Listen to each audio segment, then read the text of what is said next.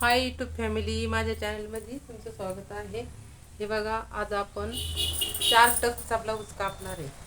हे बघा, त्याच्यासाठी ब्लाऊज पिसातून कापायचा. हे बघा, असा पीस, ही बॅक बाजू इकडं कट केलेला पीस असतो, त्या बाजूने ह्या बाजूने घडी करायची. बघा, अशी घडी करायची, अशी घडी टाकायची. आता मी इथं घडी घेणार आहे 11.5ची, कारण 34 इंची ब्लाऊज आहे. आणि घडी का बरं जास्त घेतली, कारण आपल्याला साध्या ब्लाऊजचा टक्स कटोरीसारखाच घ्यायचा असतो, पण तो एक टक्स मोठा घ्यायचा असतो. इथं मी 11.5 इंचाची घडी टाकलेली आहे. हे बघा, समोरची बाजू 15 इंच उंची समोरची आणि पाठीमागची 14. हे बघा. आणि आता आपल्याला काय करायचं, हे पीस याच्यापासून वेगळा करून घ्यायचा, कट करून घेतलेला, म्हणजे हे बाईसाठी कापड उरतंय. हे बघा, एकदम सोपी पद्धत आहे. हे बाईसाठी कपडा उरलेला आहे. आणि आता ही घडी आपल्याला अशी करून घ्यायची, म्हणजे जी 15 इंचाची मार्किंग आहे ना, ती समोर ठेवायची. बघा, 15 इंचाची जी घडी आहे ना, ती समोर ठेवायची आणि 14 इंचाचे पाठीमागून करायची. एकदम सोपी पद्धत आहे. व्हिडिओ पूर्ण बघा, आणि व्हिडिओ जर आवडला तर नक्की सबस्क्राईब, लाईक करा. अजून काही समस्या असेल ते पण मी सांगेन. हे बघा, आता हे माप, गळ्याचं माप, टेप, हे बघा, हे गळ्याचं माप आहे. तर हे बरोबर गळ्याची मार्किंग 2.5 वर करायची हवी. इथं पेपर पण कापून दाखवलेले मी. आणि 6 हे शोल्डर. आणि आता मी गळा घेते 7 इंच, म्हणजे ज्याच्या त्याच्या आवडीनुसार जे ते गळा घेत असतं. हे मी 7 इंचाचा गळा घेतलेला आहे. आणि इथं सुद्धा 2.5 इंच भरायला पाहिजे. हे बघा, कंप्लीट 2.5 इंच अशी मार्किंग करून घ्यायची, चौकोन करून घ्यायचा.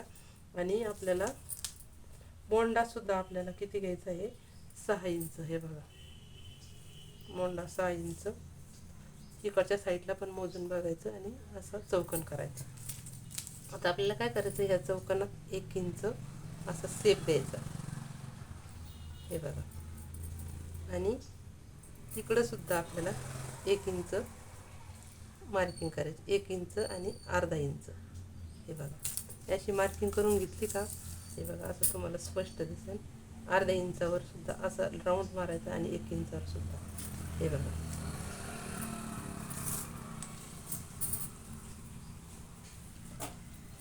आता मी मागचा पुढचा गळा बरोबरच कापते. हे बघा, मागचा पुढचा गळा संगतीच कापणार आहे.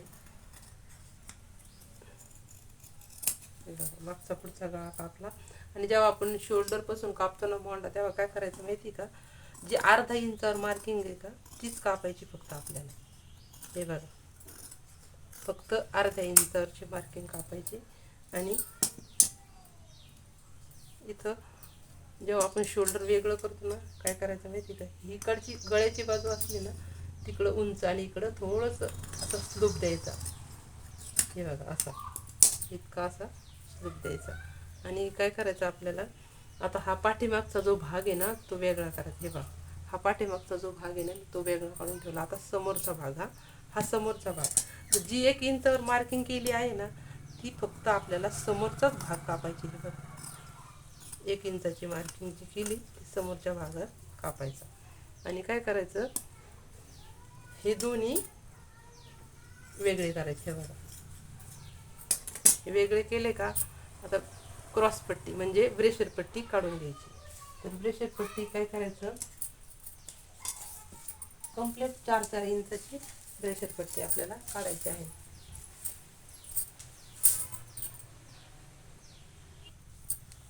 4 इंचाची ब्रेशर पट्टी काढायची आहे. बघा,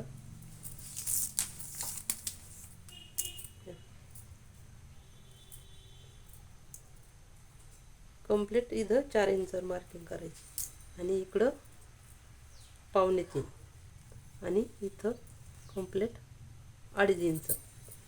आता ही आपल्याला मार्किंग करून घ्यायची अशी.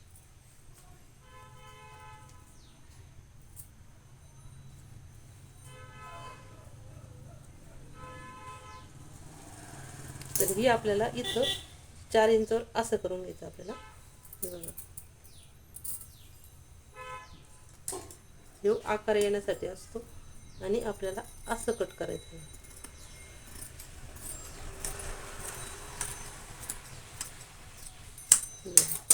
असं कट केलं का हा भाग वेगळा झाला आणि ब्लाऊज असं आहे बघा.